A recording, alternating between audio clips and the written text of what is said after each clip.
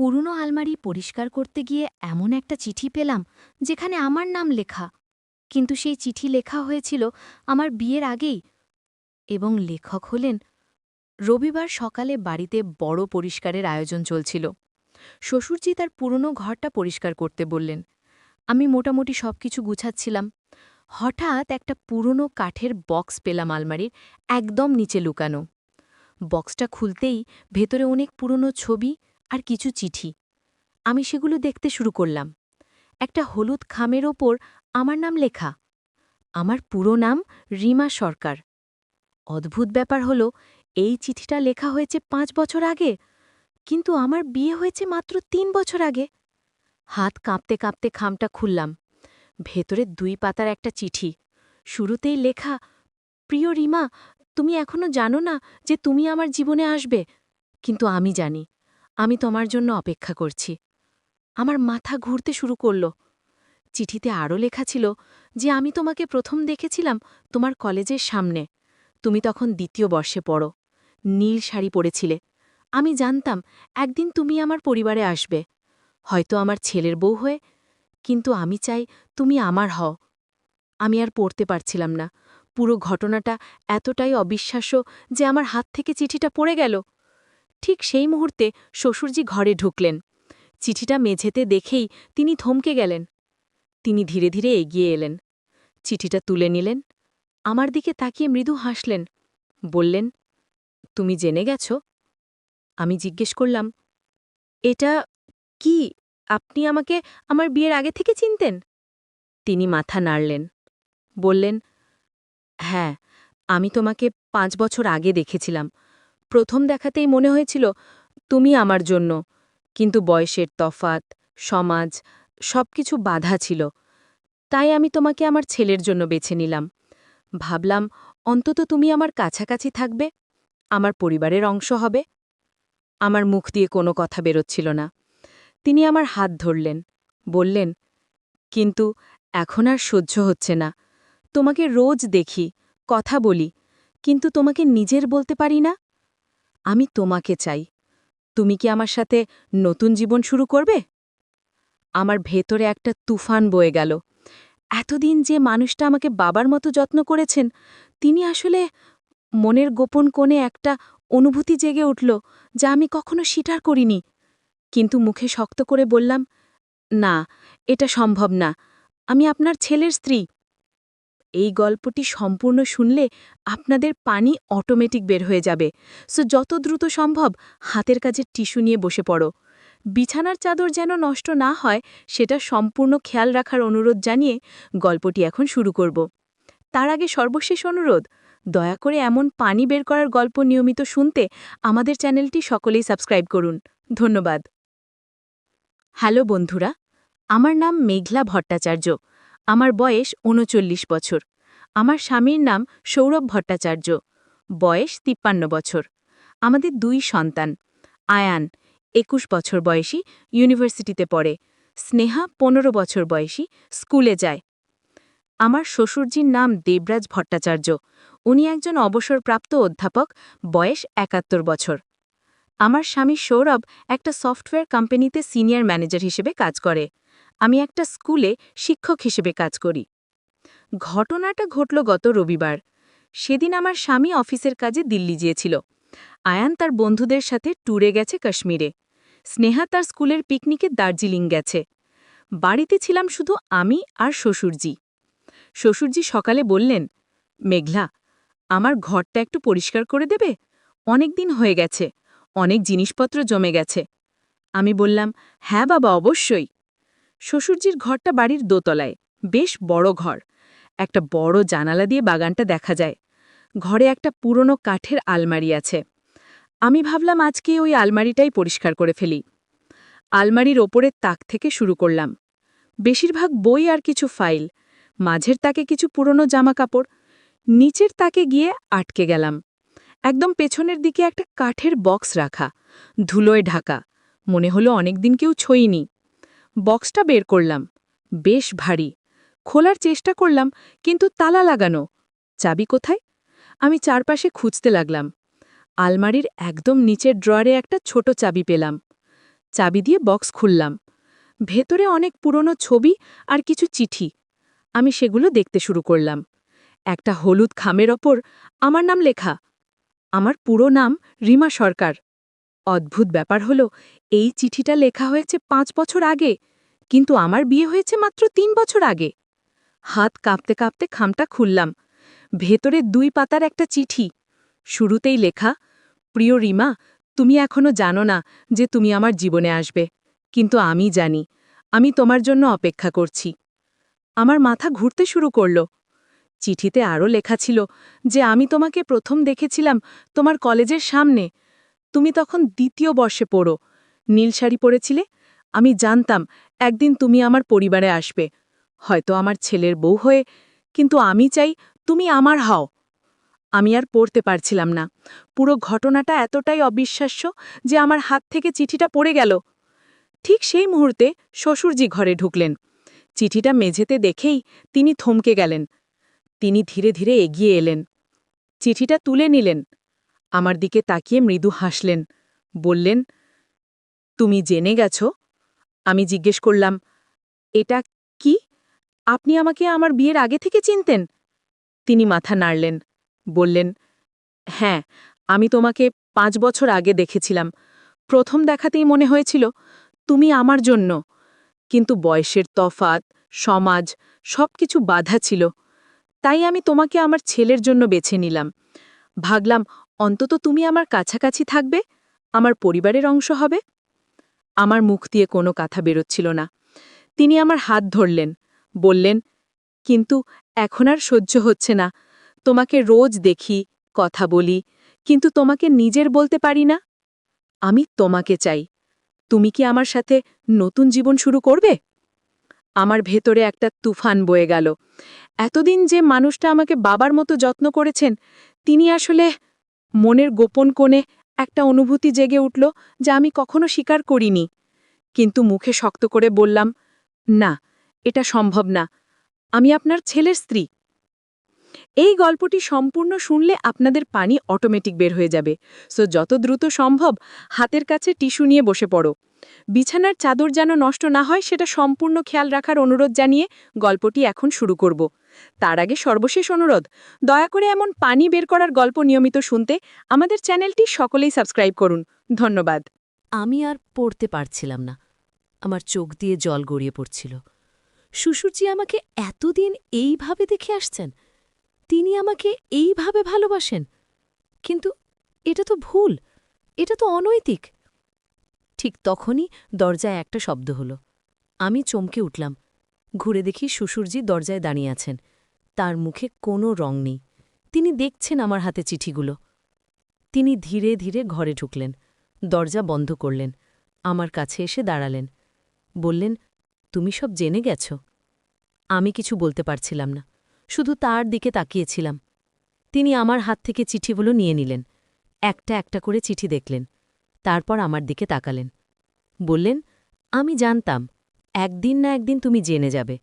আমি এই চিঠিগুলো লুকিয়ে রেখেছিলাম, কিন্তু ভাগ্যে যা লেখা আছে তা হবেই।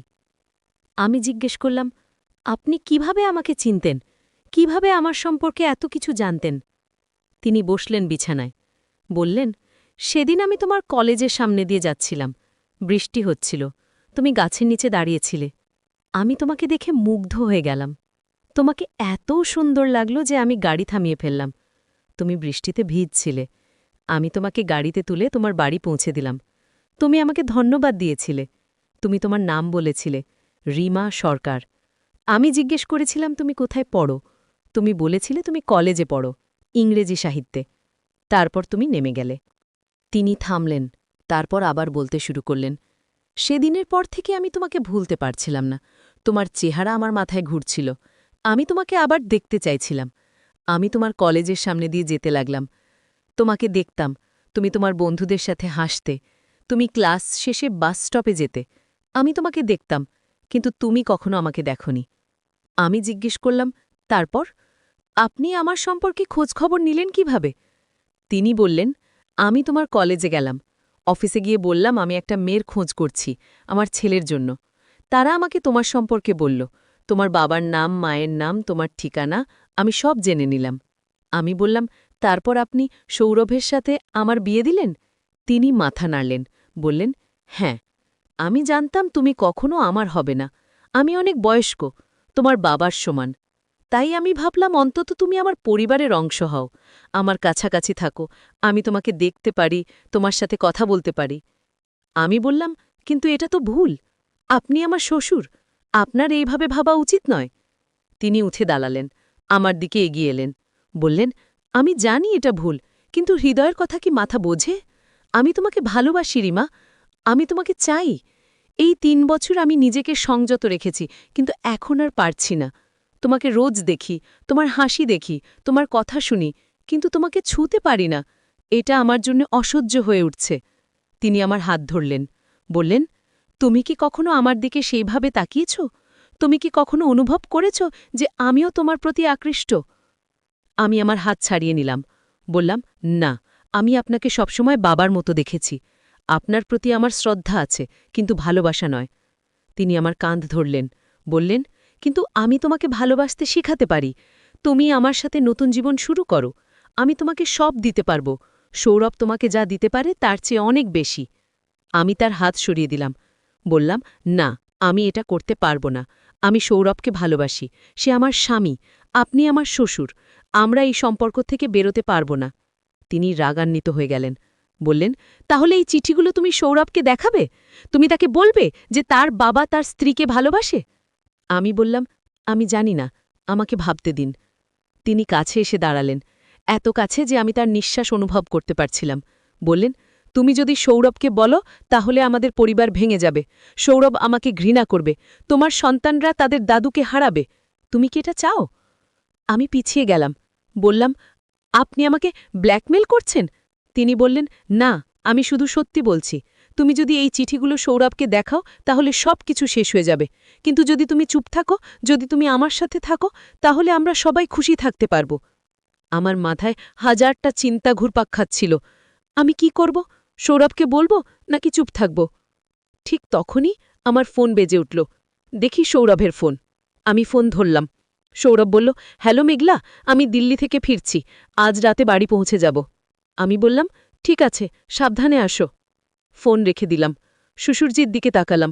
তিনি আমার দিকে তাকিয়েছিলেন, তার চোখে একটা অদ্ভুত আবেগ। আমি বললাম, আমি নিচে যাচ্ছি, আমাকে একটু সময় দিন ভাবতে। তিনি কিছু বললেন না। আমি ঘর থেকে বেরিয়ে নিচে চলে এলাম। আমার মাথা ঠিক কাজ করছিল না, আমি কি করব? সন্ধেবেলা সৌরভ বাড়ি ফিরল। সে আমাকে জড়িয়ে ধরল, বলল, তোমাকে খুব মিস করেছি। আমি তার বুকে মুখ লুকালাম। ভাবলাম, তাকে কি বলবো? রাতে খাবার সময় শ্বশুরজি আমার দিকে তাকাচ্ছিলেন, কিন্তু কিছু বলছিলেন না। সৌরভ তার দিল্লির গল্প বলছিল, আমি শুনছিলাম, কিন্তু মন ছিল অন্য জায়গায়। রাতে শুয়ে ভাবছিলাম, আমি কি করব? সৌরভকে বলবো, কিন্তু তাহলে তো আমাদের পরিবার ভেঙে যাবে। সৌরভ তার বাবার সাথে সম্পর্ক ছিন্ন করে দেবে। আমার সন্তানরা তাদের দাদুকে হারাবে। কিন্তু যদি আমি চুপ থাকি, তাহলে শ্বশুরজি ভাববেন আমি তার প্রস্তাবে রাজি। তিনি আমার কাছে আরও কাছে আসার চেষ্টা করবেন। এটা কি ঠিক হবে? পরদিন সকলে আমি একটা সিদ্ধান্ত নিলাম।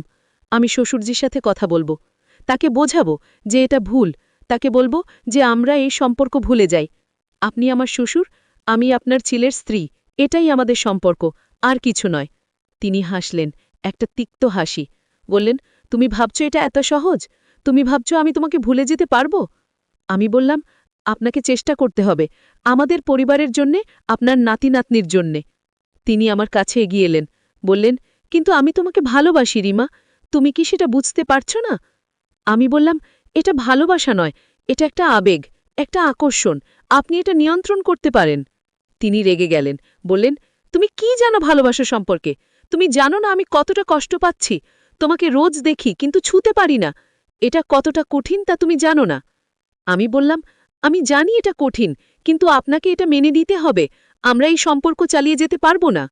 তিনি হঠাৎ আমার হাত ধরে টেনে নিলেন। আমি চমকে গেলাম। তিনি আমার খুব কাছে এসে দাঁড়ালেন, বললেন, তুমি যদি আমাকে ছেড়ে যাও তাহলে আমি সৌরভকে সব বলে দেব। আমি তাকে বলবো যে তুমি আমার সাথে সম্পর্ক করতে চাইছিলে, তুমি প্ররোচিত করছিলে। আমি অবাক হয়ে গেলাম, বললাম, আপনি এটা করতে পারবেন না, এটা মিথ্যে। তিনি বললেন, কিন্তু সৌরভ কাকে বিশ্বাস করবে, তার বাবাকে নাকি তার স্ত্রীকে? তুমি জানো যে সে তার বাবাকে অন্ধের মতো বিশ্বাস করে। আমার মাথা ঘুরতে শুরু করল। এটা কি হচ্ছে? শ্বশুরজি আমাকে ব্ল্যাকমেল করছেন? ঠিক তখনই দরজায় একটা শব্দ হলো। আমরা দুজনে ঘুরলাম। দেখি সৌরভ দরজায় দাঁড়িয়ে আছেন। তার হাতে একটা ব্যাগ, তার মুখে অবাক ভাব। সৌরভ বলল, এখানে কি হচ্ছে? বাবা, তুমি মেঘলার হাত ধরে আছো কেন? শ্বশুরজি আমার হাত ছেড়ে দিলেন। বললেন, কিছু না, আমরা শুধু কথা বলছিলাম। সৌরভ বলল, কিন্তু আমার তো মনে হচ্ছিল তুমি মেঘলাকে কিছু বলছিলে। আমি দরজার বাইরের থেকে তোমার বলা শুনতে পাচ্ছিলাম। আমি বললাম, সৌরভ, আমরা সত্যিই শুধু কথা বলছিলাম। সৌরভ বলল, না, আমি জানি এখানে কিছু একটা হচ্ছে। তুমি আমার কাছে কিছু লুকাচ্ছ মেঘলা। আমি তোমাকে গতকাল থেকে লক্ষ্য করছি। তুমি কিছু একটা ভাবছ। তুমি অন্যমনস্ক। আমি কিছু বলতে যাচ্ছিলাম, কিন্তু শ্বশুরজি বলে উঠলেন, সৌরভ, আসলে আমাদের একটা সমস্যা আছে। মেঘলা আমার কাছে একটা ব্যাপারে পরামর্শ চাইছিল। সৌরভ বলল, কি ব্যাপার?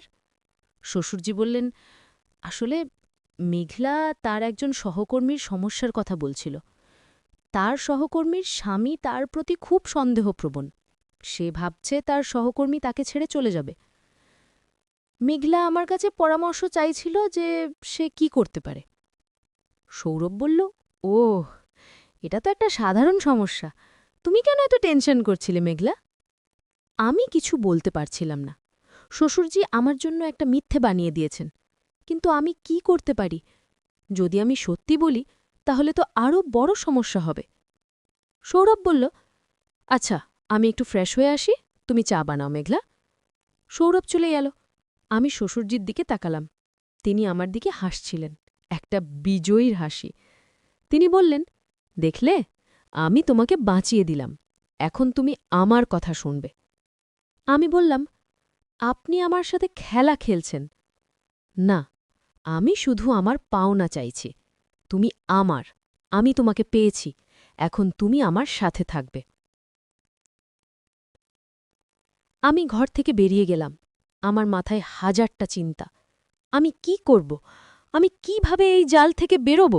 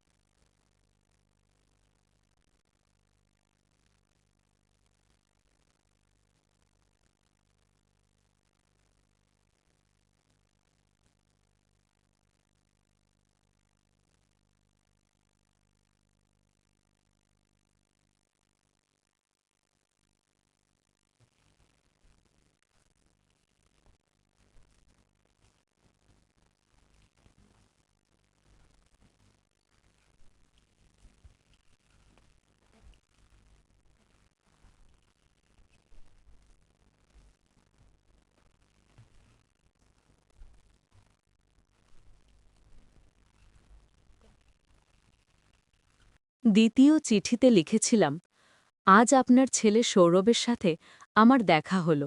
সে খুব ভালো ছেলে, কিন্তু আমার মন তাকে চায় না। আমার মন চায় আপনাকে, কিন্তু আমি জানি এটা কখনো সম্ভব না। আপনার বয়স আমার চেয়ে অনেক বেশি। আপনি আমার শ্বশুর হবেন। আমি আপনার ছেলে স্ত্রী হব। এটাই নিয়তি।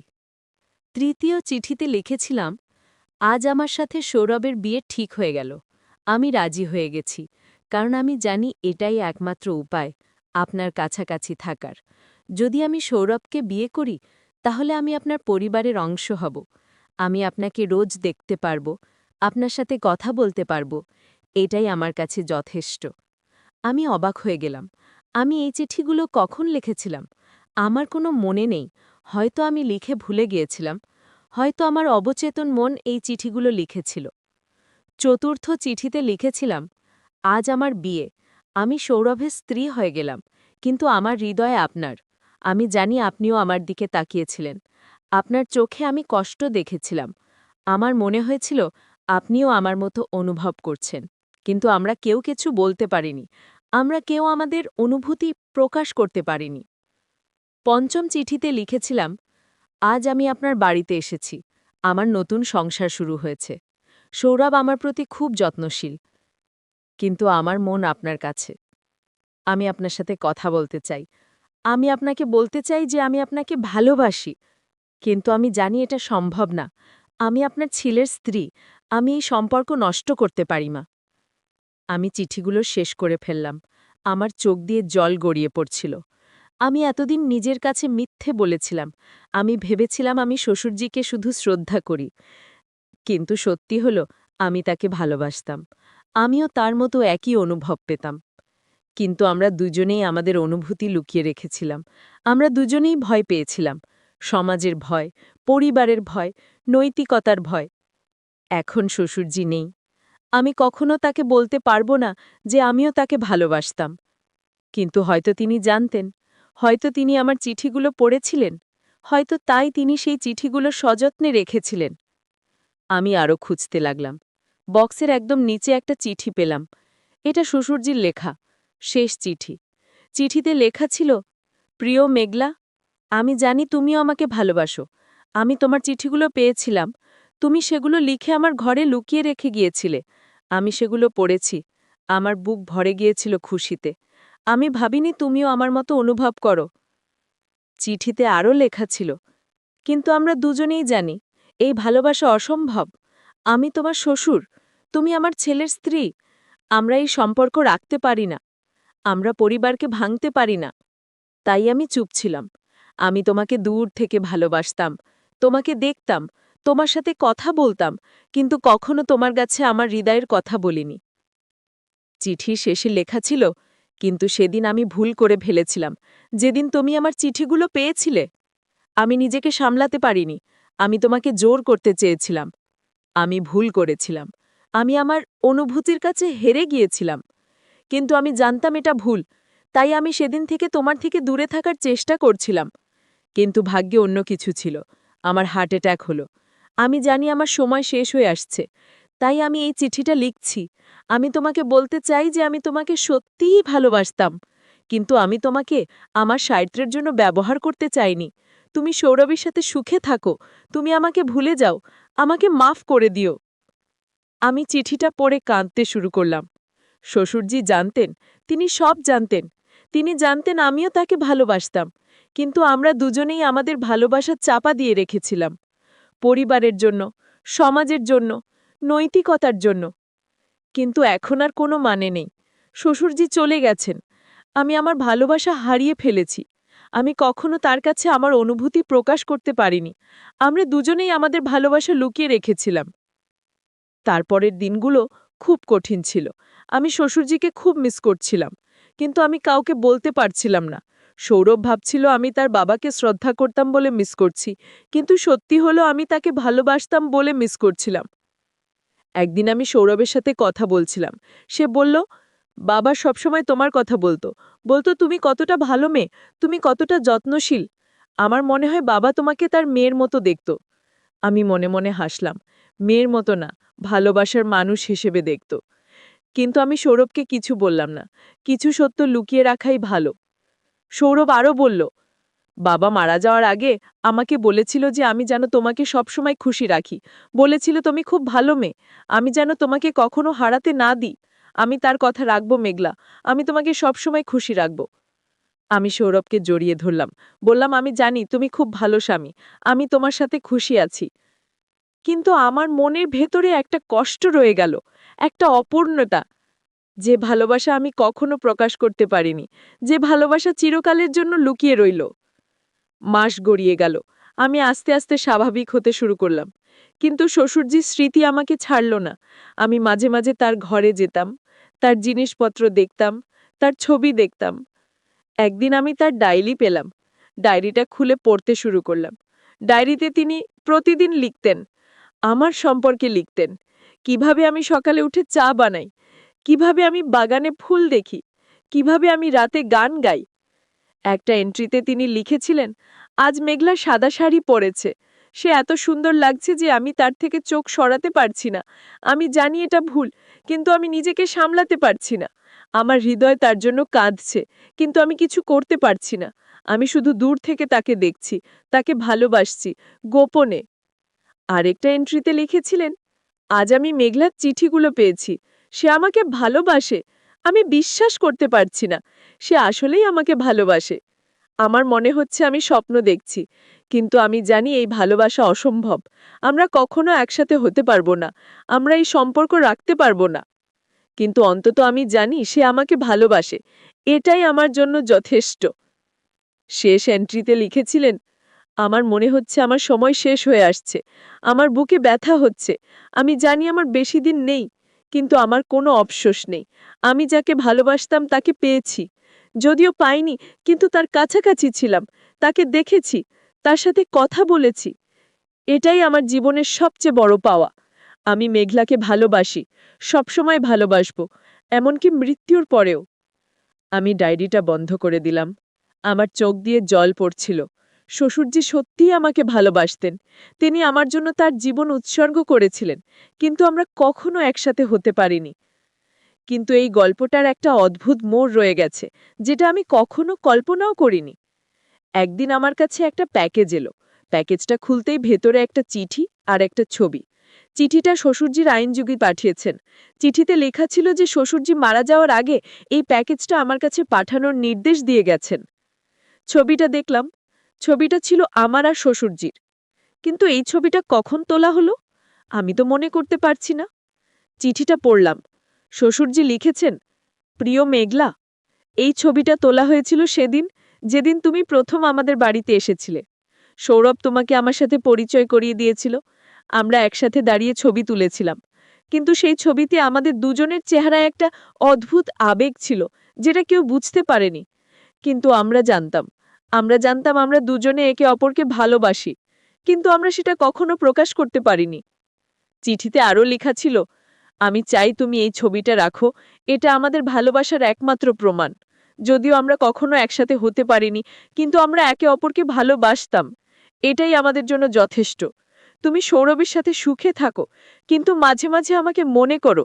আমি সবসময় তোমার সাথে আছি, তোমার হৃদয়ে, তোমার স্মৃতিতে।